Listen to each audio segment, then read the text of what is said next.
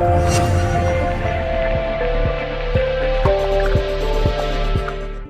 guys, this is Bharadwaj with PhoneArena.com and you're watching the video review of the Intex Aqua i7. The Aqua i7 is the company's latest Full HD smartphone that aims to fulfill the common promise of more for less. Well, does it? We find out in our review.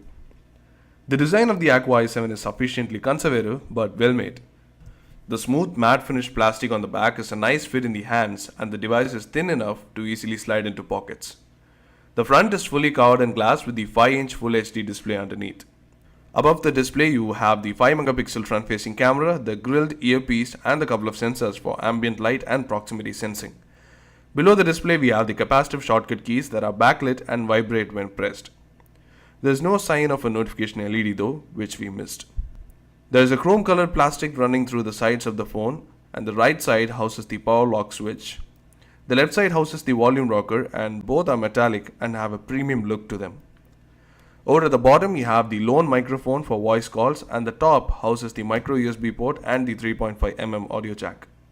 There is no secondary microphone on this device, so stereo recording is ruled out. The back sports the 13-megapixel camera, the single LED flash and the loudspeaker. And since the back is removable, we have the SIM slots underneath the cover. One is micro SIM and the other is normal size, and the 2000 mAh lithium-ion battery is removable. But yes, there is no microSD expansion slot here. Coming back to the display, the 5-inch 1080p IPS LCD panel is surprisingly good. Even though it has a slight reddish tint to it, the viewing angles and the brightness make the display work great in all the lighting conditions. Consumption of media like watching movies and reading text was great thanks to the dense display. The camera on the back is a 13-megapixel unit that takes surprisingly decent photos. It captures the colors quite well in the daylight conditions and the HDR photos were a revelation with them actually working unlike other phones in this price range.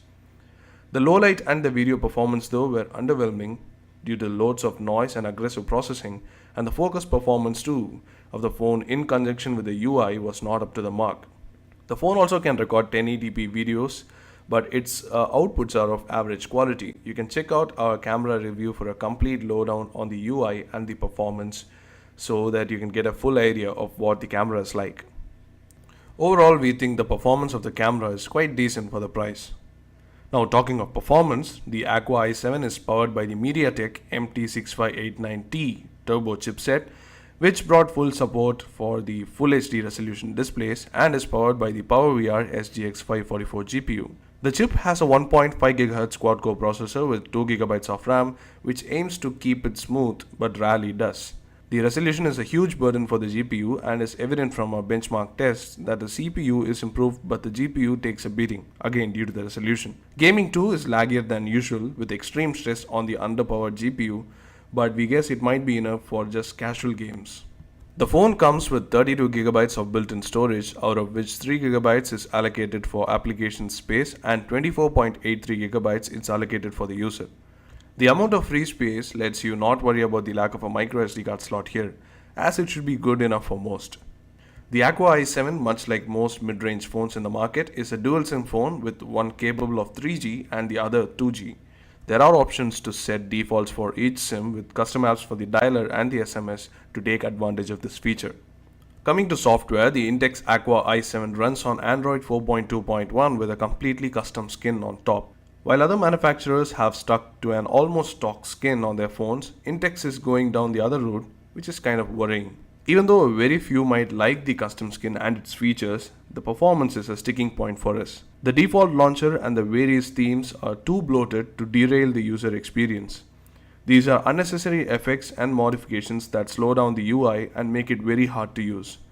But thankfully, third-party launchers exist and they save the day, which improves the experience massively thanks to more speed. But you still have to put up with Intex's default settings and the notification drawers, to name a few. In case you can live with the lag, there are literally tons of customization options in the default launcher like themes, transitions and a lot more. There are also these third-party pre-installed apps like Opera Mini web browser, the Wallet and the Hungama music app. And there are also these Intex apps like Intex Play Store, Intex Zone and the free 5 GB of cloud storage from the Intex Cloud. One interesting standout aspect of the UI is the Mathrubhasha keyboard, which supports almost all of the Indian languages for input.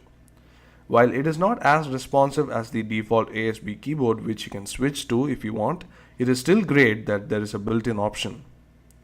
Now coming to battery life, the Intex Aqua i7 has a 2000 mAh battery, which is less than optimal for a device with a bright Full HD display. It barely lasts a day for us, especially with the display draining the battery on prolonged use. We think the battery life is just average overall and could have been much better. In the end, the Intex Aqua i7 is a solid contender for the affordable Full HD smartphone range.